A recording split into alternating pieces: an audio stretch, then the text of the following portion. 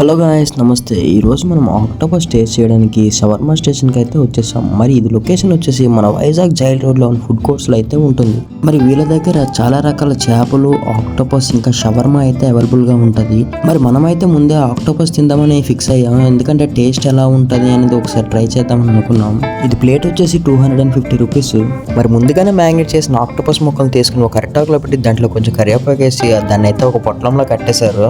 ఎందుకు దీంట్లో కరివేపాకు ఎందుకు వేసారు అంటారా, మంచి ఫ్లేవర్ ఇంకా నీసు వాసన రాకుండా ఉండటానికి. మరి ఈ అరిటాకు పొట్లను తీసుకుని వెళ్ళి పెనంలో బాగా మరుగుతున్న నూనెలో అయితే వేసేసారు. ఒక 15 నిమిషాలు తవాలో బాగా వేపు తీసిన తర్వాత మన తవా ఆక్టోపస్ అయితే రెడీ అయిపోయింది.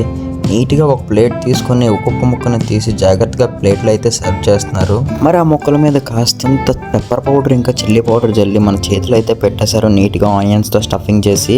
మరి ఈరోజు నాతో పాటు ఈ ఆక్టోపస్ టేస్ట్ చేయడానికి మా ఫ్రెండ్స్ ఇంకా మన పావురంగాడు అయితే వచ్చేసారు.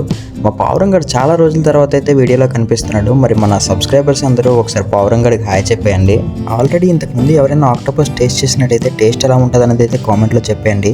అలాగే మన వీడియోని లైక్, షేర్ చేసి మన ఛానల్ కూడా సబ్స్క్రైబ్ చేసుకోండి.